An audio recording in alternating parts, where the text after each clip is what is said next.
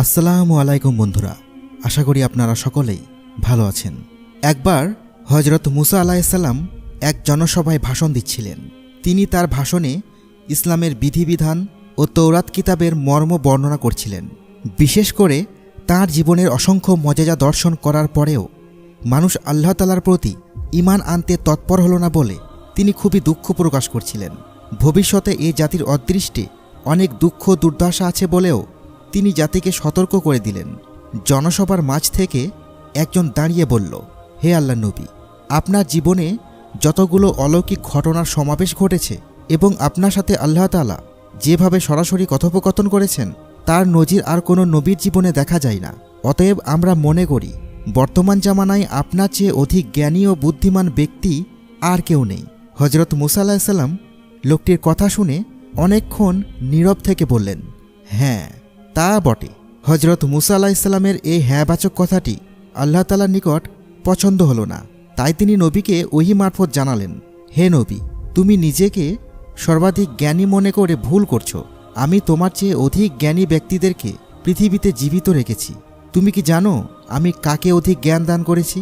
তোমার যদি ইচ্ছেই হয় তবে চলে যাও, মজমাউল বাহরাইন দুই সাগরের সঙ্গমস্থলে গিয়ে দেখো, সেখানে আমার এক বান্দা আছে। সে এমন জ্ঞানের অধিকারী যা তুমি কল্পনাও করতে পারবে না। হযরত মুসা আলাইহিসসালাম আল্লাহ তাআলার ফরমান শুনে অতি কাতরভাবে বললেন, হে প্রভু, তোমার দৃষ্টি অপার, তাই এই জ্ঞানী ব্যক্তির সঙ্গলাভের ভাগ্য আমাকে দান করো। আল্লাহ তাআলার পক্ষ থেকে নবীকে জানানো হলো, হে নবী, দুই সাগরের সঙ্গমস্থলে চলে যাও। সেখানে একটি ময়দান রয়েছে। সে ময়দানে যে থাকে সে পথহারাকে পথ প্রদর্শন করে, মৃত্যুকে বাঁচায় এবং জিন্দাকে মারে এবং বহু অলৌকিক ঘটনার অবতারণা করতে সক্ষম। হযরত মুসা আলাইহিসসালাম ইউসা আলাইহিসসালামকে ডেকে বললেন, চলো আল্লাহর ওপার কুদরত দেখার জন্য আমরা মজমাউল বাহরাইন যাব। যতদিন যত রাত আমাদের চলতে হয় আমরা পিছুপা হব না। তবে পথিমধ্যে যাবার জন্য কিছু মাছ ভাজি করে নিয়ে নাও, যেন ক্ষুধা পেলে তা খেয়ে ক্ষুধা নিবৃত্ত করতে পারি। হযরত ইউসা আলাইহিসসালাম নবীর আদেশ অনুসারে কয়েকটি মাছ ভাজি করে থলে ভর্তি করে নিলেন। অতঃপর দুইজন নবী পথ চলতে আরম্ভ করলেন। 2 দিন পথ চলার পরে তারা মজমাউল বাহরাইনে উপস্থিত হলেন। মজমাউল বাহরাইন বলতে বিশেষজ্ঞদের মতে লোহিত সাগর ও ভূমধ্য সাগরের যে একটি সরু সংযোগ রয়েছে তাকেই বোঝানো হয়েছে। নবীদ্বয় সেখানে পৌঁছে একটু বিশ্রাম নিলেন। হযরত মুসা আলাইহিসসালাম একটি পাথরের উপর ঘুমিয়ে পড়লেন এবং ইউসা আলাইহিসসালাম মাছের থলেটি একপাশে রেখে একটি পাথরের উপর বসে রইলেন। এ সময় মাছটি থলি থেকে বের হয়ে লাফিয়ে সমুদ্রে চলে গেল। অতঃপর সে সমুদ্রের সুরঙ্গের মতো পথ তৈরি করে নিল, আর আল্লাহ মাছটির চলার পথে পানির প্রবাহ থামিয়ে দিলেন। ফলে তার গমন পথটি সুরঙ্গের মতো হয়ে গেল। অতঃপর তারা উভয়ে অবশিষ্ট রাত এবং পুরো দিন পথ চললেন। পরদিন সকালে হযরত মুসা আলাইহিসসালাম তার সাথীকে বললেন, আমরা তো সফরে ক্লান্ত হয়ে পড়েছি। হযরত মুসা আলাইহিসসালামকে আল্লাহ যে স্থানে যাবার কথা বলেছিলেন সেই স্থান অতিক্রম করার পূর্ব পর্যন্ত তিনি কোনরূপ ক্লান্তি বোধ করেননি। সাথী ইউসা আলাইহিসসালাম তখন বললেন, আপনি কি ভেবে দেখেছেন যে পাথরটির নিকট আমরা বিশ্রাম নিয়েছিলাম সেখানেই মাছটি অদ্ভুতভাবে সমুদ্রের মধ্যে চলে গেছে?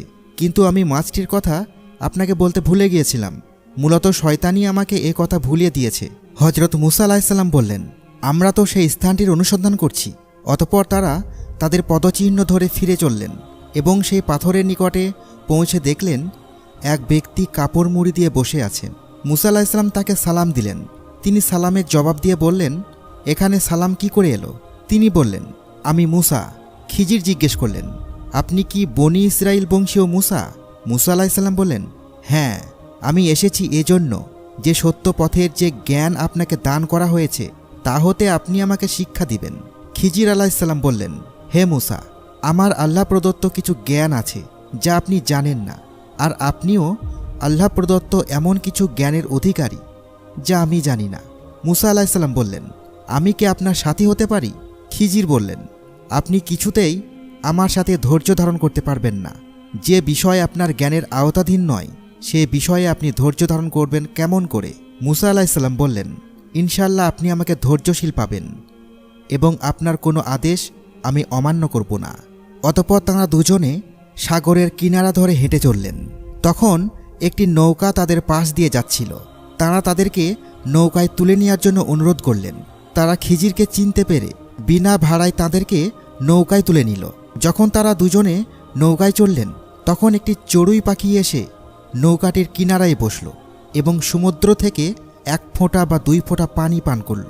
খিজির বললেন, হে মূসা, আমার ও আপনার জ্ঞানের দ্বারা আল্লাহর জ্ঞান হতে ততটুকুও কমেনি যতটুকু এ পাখিটি তার ঠোঁটের দ্বারা সাগরের পানি হিরাস করেছে।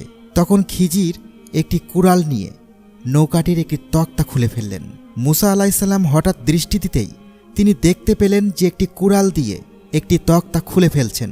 তখন তিনি তাকে বললেন, আপনি এ কী করলেন? এ লোকেরা বিনা ভাড়ায় আমাদেরকে নৌকায় তুলে নিল, আর আপনি তাদেরকে ডুবিয়ে দেওয়ার জন্য নৌকা ছিদ্র করে দিলেন। আপনি তো একটি গুরুতর কাজ করলেন। খিজির বললেন, আমি কি বলিনি যে আপনি আমার সাথে ধৈর্য ধারণ করতে পারবেন না? মূসা আলাইসাল্লাম বললেন, আমার ভুলের জন্য আমাকে অপরাধী করবেন না এবং আমার এই ব্যবহারে আমার প্রতি কঠোর হবেন না। মূসা আলাইসাল্লামের পক্ষ থেকে প্রথম এ কথাটি ছিল ভুল ক্রমে। অতঃপর তাঁরা যখন উভয়ে সমুদ্র পার হলেন, তখন তারা একটি বালকের পাশ দিয়ে অতিক্রম করলেন, যে অন্যান্য বালকদের সাথে খেলা করছিল। খিজির তখন ছেলেটির মাথা দেহ থেকে ছিন্ন করে ফেললেন।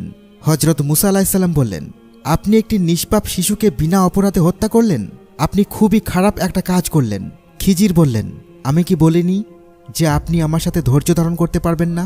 মূসা আলাইসাল্লাম বললেন, এরপর যদি আমি আপনাকে আর কোনো প্রশ্ন করি তাহলে আমাকে আর সঙ্গে রাখবেন না। অতঃপর উভয়ে চলতে লাগলেন। চলতে চলতে তাঁরা একটি জনপদের অধিবাসীদের নিকট পৌঁছে তাদের নিকট কিছু খাবার চাইলেন, কিন্তু জনপদবাসী তাদের দুজনের মেহমানদারি করতে অস্বীকার করল।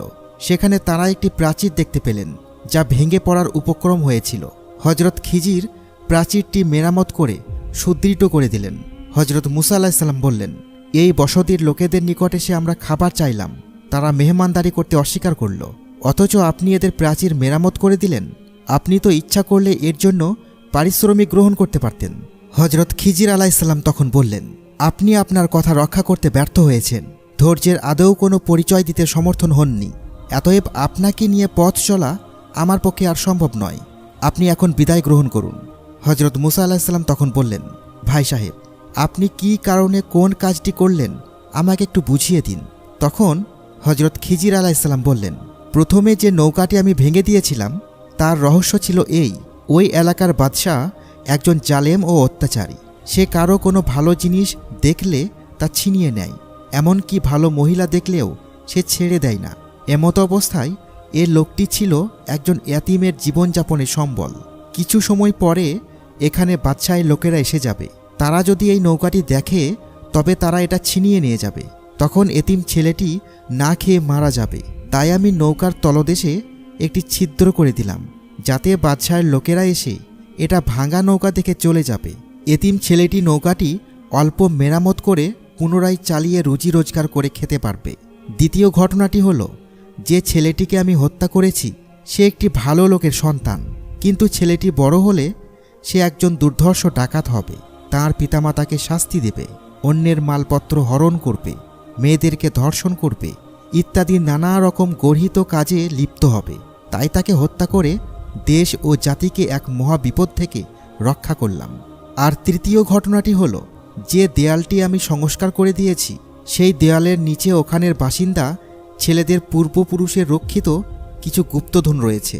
এখন দেওয়াল ভেঙে সে গুপ্তধন বের হয়ে গেলে ছেলেরা তা রক্ষা করে ভোগ করতে পারবে না, দুষ্টু লোকেরা নিয়ে যাবে। তাই ওরা একটু বড় হওয়া পর্যন্ত গুপ্তধন ওখানে অজানা থাকাই নিরাপদজনক। তাই আমি দেওয়ালটি তুলে দিয়ে আরও কয়েক বছরের জন্য গুপ্তধন নিরাপদ করে দিলাম। হজরত মূসা আলাইসাল্লাম খিজির আলাইসাল্লামের কথা শুনে তার নিকট থেকে বিদায় গ্রহণ করলেন। তিনি ফিরে এসে দেখলেন ইউসা আলাইসাল্লাম যে পাথরের উপর বসা ছিলেন সেখানেই আছেন। হজরত মূসা আলাইসাল্লাম ইউসাকে জিজ্ঞেস করলেন, তুমি এতদিন যাবৎ এখানেই বসা ছিলে? হজরত ইউসা আলাইসাল্লাম বললেন, এই মাত্র আপনি লোকটির সাথে বাইরে গেলেন, আবার ক্ষণিকের মধ্যেই তো ফিরে আসলেন, তাতে এতদিন বলে কি আমার সাথে ঠাট্টা করছেন? হজরত মূসা আলাইসাল্লাম নিস্তব্ধ হয়ে দাঁড়িয়ে রইলেন, আর কোনো কথা না বলে দেশের উদ্দেশ্যে রওনা করলেন। বিদ্যা ও জ্ঞানের গৌরব সম্বন্ধে তাঁর যা অবগত হওয়ার প্রয়োজন ছিল তা এ সফরের মাধ্যমে সমাধা হয়েছে। তিনি পরবর্তীতে এ সময়ে সর্বত্র বলে বেড়াতেন, আল্লাহ তাআলা আমাকে অত্যন্ত সীমিত জ্ঞান ও সীমিত দায়িত্ব দিয়ে বনি ইসরাইল কওমের হেদায়েতের জন্য প্রেরণ করেছেন। আমার চেয়ে অনেক জ্ঞানীগুণী ব্যক্তি আল্লাহর আলমে রয়েছে, যাদের সাক্ষাৎ সচরাচর কারো পক্ষে সম্ভব নয়। যাকে আল্লাহ ইচ্ছা করেন তাকে তা দান করেন। আল্লাহ তাআলা পৃথিবীতে এক নজির সৃষ্টির লক্ষ্যে একমাত্র হজরত খিজির আলাইহিসসালামকে অধিক পরিমাণে গায়েবে এলেম দান করেছিলেন, যা পৃথিবীতে নজিরবিহীন। শুধুমাত্র গায়েবী এলেমের অধিকারী হয়ে তিনি হজরত মুসা আলাইহিসসালামের চেয়ে অধিক মর্যাদা সম্পন্ন হয়েছেন বলা যাবে না। হজরত মুসা আলাইহিসসালামের নবুয়তি লাভ, কিতাব লাভ, মজেজার অধিকারী লাভ এবং আল্লাহর দিদার লাভ গায়েবী এলেম হাসিলের যোগ্যতা বিরাট মর্যাদার দাবি রাখে। হজরত মুসা আলাইহিসসালামকে কিছু সময় খিজির আলাইহিসসালামের সোহবতে রাখার উদ্দেশ্য ছিল বিদ্যা ও আল্লাহ তাআলার দিদার লাভ করার। যদি তার মধ্যে সামান্য অহমিকা সৃষ্টি হয়ে থাকে, তাকে সমূলে নির্মূল করে তার জীবনকে পবিত্রতম মর্যাদার অধিষ্ঠিত করা। দ্বিতীয়ত, এক এক বিষয় এক একজনকে পারদর্শী বানিয়ে তার কুদরতের অসীম নিদর্শন মানব মনে প্রতিষ্ঠা করা। এক কথায়, আল্লাহর অসীম সৃষ্টি রহস্যভেদ করা কোনো জীবের পক্ষেই কখনোই সম্ভব নয়। তাই পৃথিবীতে যা ঘটছে বা ঘটবে তা বিচিত্র রহস্যলীলা।